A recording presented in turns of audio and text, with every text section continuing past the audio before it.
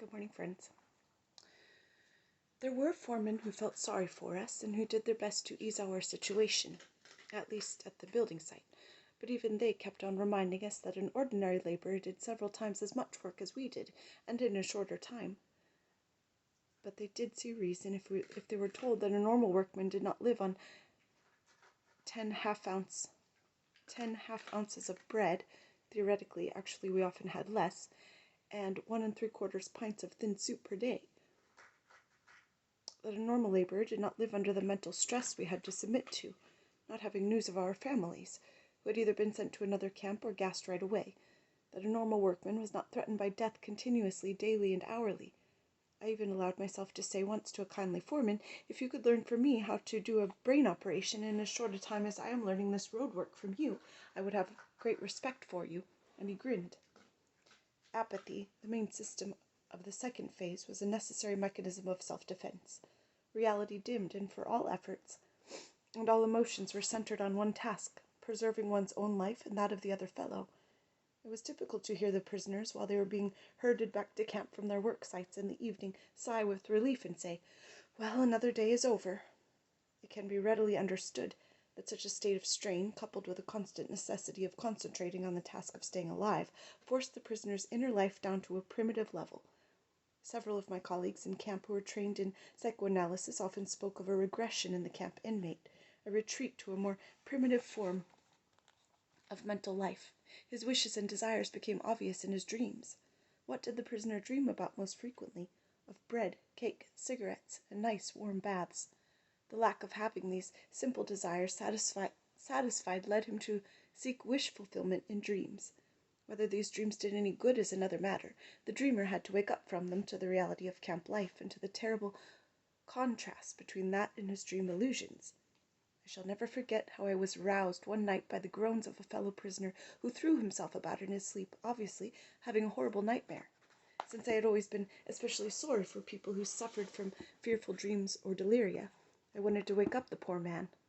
Suddenly I drew back the hand which was ready to shake him, frightened at the thing I was about to do.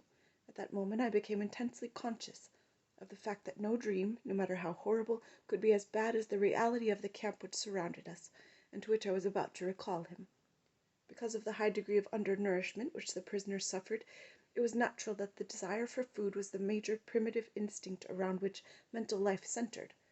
Let us observe the majority of prisoners when they happened to work near each other and were, for once, not closely watched. They would immediately start discussing food. One fellow would ask another working next to him in the ditch what his favorite dishes were. Then they would exchange recipes and plan the menu for the day when they would have a reunion. The day in a distant future when they would be liberated and returned home. They would go on and on, picturing it all in detail, until suddenly a warning was passed down the trench, usually in the form of a special password or number: "The guard is coming." I always regarded the discussions about food as dangerous. It is not wrong to provoke the organism with such detailed and effective pictures of delicacies when it has somehow managed to adapt itself to extremely small rations and low calories. Though it may afford momentary psychological relief, it is an illusion, which, physiologically, surely must not be without danger. During the later part of our imprisonment, the daily ration consisted of very watery soup, given out once daily, and the usual small bread ration. In addition to this, there was the so-called extra allowance, consisting of 3/4 of an ounce of margarine, or of a slice of poor quality sausage, or of a little piece of cheese, or a bit of synthetic honey, or a spoonful of watery jam, varying daily. In calories, this diet was absolutely inadequate, especially taking into consideration our heavy manual work and our constant exposure to the cold or inadequate clothing. The sick who were under our special care, that is, those who were allowed to lie in the huts instead of leaving the camp for work, were even worse off. When the last layers of subcutaneous fat had vanished and we looked like skeletons disguised with skin and rags, we would watch our bodies beginning to devour themselves. The organism digested its own protein and the muscles disappeared. Then the body had no powers of resistance left. One after another, the members of the little community in our hut died.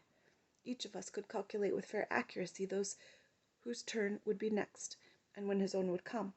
After many observations, we knew the symptoms well, which made the correctness of our prognosis quite certain. "He won't last long, or this is the next one," we whispered to each other, and when, during our daily search for lice, we saw our own naked bodies in the evening, we thought alike, "This body here, my body, is really a corpse already. What has become of me? I am but a small portion of a great mass of human flesh, of a mass behind barbed wire, crowded into a few earthen huts, a mass of which daily a certain portion begins to rot because it has become lifeless." I mentioned above how unavoidable were the thoughts about food and favorite dishes which forced themselves into the consciousness of the prisoner whenever he had a moment to spare. Perhaps it can be understood, then, that even the strongest of us were longing for the time when he would have fairly good food again, not for the sake of good food itself, but for the sake of knowing that the subhuman existence, which had made us unable to think of anything other than food, would at last cease. Those who have not gone through a similar experience can hardly conceive of the soul-destroying mental conflict and clashes of will-power which a famished man experiences. They can hardly grasp what it means to stand digging in a trench, listening only for the siren to announce 9:30 or 10 a.m., the half-hour lunch interval, when bread would be rationed out as long as it was still available, repeatedly asking the foreman, if he wasn't a disagreeable fellow, what the time was, and tenderly touching a piece of bread in one's coat pocket, first stroking it with frozen gloveless fingers, then breaking off a crumb and putting it in one's mouth, and finally, with the last bit of willpower, pocketing it again, having promised oneself that morning to hold out till afternoon. We could hold endless debates on the sense or nonsense of certain methods of dealing with the small bread ration, which was given out only once daily during the latter part of our confinement. There were two schools of thought. One was in favor of eating up the ration immediately. This had the twofold advantage of satisfying the worst hunger pains for a very short time, at least once a day, and of safeguarding against possible theft or loss of the ration. The second group, which held with dividing the ration up, used different arguments. I finally joined their ranks. The most ghastly moment of the 24 hours of camp life was the awakening, when it was a still nocturnal hour. The three shrill blows of a whistle tore us piteously from our exhausted sleep and from the longings in our dreams. We then began the tussle with our wet shoes, into which we could scarcely force our feet, which were sore and swollen with edema. And there were the usual moans and groans about petty troubles, such as the snapping of wires which replaced shoelaces. One morning I heard someone, whom I knew to be brave and dignified, cry like a little child because he finally had to go to the snowy marching grounds in his bare feet, as his shoes were too shrunken for him to wear. In those ghastly minutes I found a little bit of comfort, a small piece of bread which I drew out of my pocket and munched with absorbed delight. Undernourishment, besides being the cause of the general preoccupation with food, probably also explains the fact that the sexual urge was generally absent. Apart from the initial effects of shock, this appears to be the only explanation of a phenomenon which a psychologist is bound to observe in those all-male camps, that as opposed to all other strictly male establishments, such as army barracks, there was little sexual perversion. Even in his dreams the prisoner did not seem to concern himself with sex, although his frustrated emotions and his higher feelings did find definite expression in them. With the majority of the prisoners, the primitive life and the effort of having to concentrate on just saving one's skin led to a total disregard of anything not serving that purpose, and explained the prisoner's complete lack of sentiment. This was brought home to me on my transfer from Auschwitz to a camp affiliated with Dachau. The train which carried us, about 2,000 prisoners, passed through Vienna. At about midnight we passed one of the Viennese railway stations. The track was going to lead us past the street where I was born, past the house where I had lived many years of my life, in fact until I was taken prisoner. There were 50 of us in the prison car, which had 2 small barred peepholes. There was only enough room for one group to squat on the floor, while the others, who had to stand up for hours, crowded round the peepholes. Standing on tiptoe and looking past the others' heads through the bars of the window, I caught an eerie glimpse of my native town. We all felt more dead than alive, since we thought that our transport was headed to the camp at Mauthausen, and that we had only 1 or 2 weeks to live. I had a distinct feeling that I saw the streets, the squares, and the houses of my childhood with the eyes of a dead man, who had come back from another world and was looking down on a ghostly city. After hours of delay, the train left the station, and there was a street, my street, The young lads, who had a number of years of camp life behind them, and for whom such a journey was a great event, stared attentively through the peephole. I began to beg them, to entreat them, to let me stand in front for only one moment. I tried to explain how such a look through that window meant what such a look through that window meant to me just then. My request was refused with rudeness and cynicism. You lived here all those years? Well, then you have seen quite enough already. In general, there was also a cultural hibernation in the camp. There were two experiences to this, politics and religion. Politics were talked about everywhere in camp, almost continuously. The discussions were based chiefly on rumors, which were snapped up and passed around avidly. The rumors about the military situation were usually contradictory. They followed one another rapidly and succeeded only in making the contribution to the war of nerves that was waged in the minds of all the prisoners. Many times, hopes for a speedy end to the war, which had been fanned by optimistic rumors, were disappointed. Some men lost all hope, but it was the incorrigible optimists who were the most irritating companions. The religious interest of the prisoners, as far and as soon as it developed, was the most sincere imaginable. The depth and vigor of religious belief often surprised and moved a new arrival. Most impressive in this connection were improvised prayers or services in the corner of a hut, or in the darkness of the locked cattle truck in which we were brought back from a distant work site, tired, hungry, and frozen in our ragged clothing. In the winter and spring of 1945 there was an outbreak of typhus, which infected nearly all the prisoners. The mortality was great among the weak, who had to keep on with their hard work as long as they possibly could. The quarters for the sick were most inadequate. There were practically no medicines or attendants. Some of the symptoms of the disease were extremely disagreeable, an irrepressible aversion to even a scrap of food, which was an additional danger to life, and terrible attacks of delirium. The worst case of delirium was suffered by a friend of mine who thought that he was dying and wanted to pray. In his delirium he could not find the words to do so. To avoid these attacks of delirium, I tried, as did many of the others, to keep awake for most of the night. For hours I composed speeches in my mind. Eventually I began to reconstruct the manuscript which I had lost in the disinfection chamber in Auschwitz, and scribbled the key words in shorthand on tiny scraps of paper. Occasionally a scientific debate developed in camp. Once I witnessed something I had never seen, even in my normal life, although it lay somewhere near my own professional interest, a spiritualistic seance. I had been invited to attend by the camp's chief doctor, also a prisoner, who knew that I was a specialist in psychiatry. The meeting took place in his small private room in the sick quarters. A small circle had gathered, among them, quite illegally, the warrant officer from the sanitation squad. One man began to invoke the spirits with a kind of prayer. The camp's clerk sat in front of a blank sheet of paper without any conscious intention of writing. During the next 10 minutes, after which time the seance was terminated because of the medium's failure to conjure the spirits to appear, his pencil slowly drew lines across the paper, forming quite legibly Ve Vi.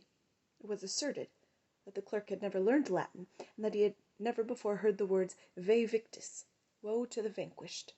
In my opinion, he must have heard them once in his life, without recollecting them, and they must have been available to the spirit of his subconscious mind, at that time, a few months before our liberation and the end of the war.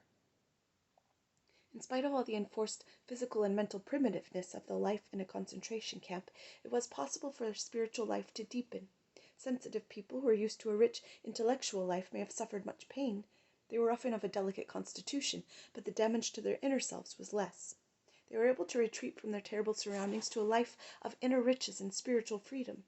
Only in this way can one explain the apparent paradox that some prisoners of a less hardy make-up often seem to survive camp life much better than those of a robust nature.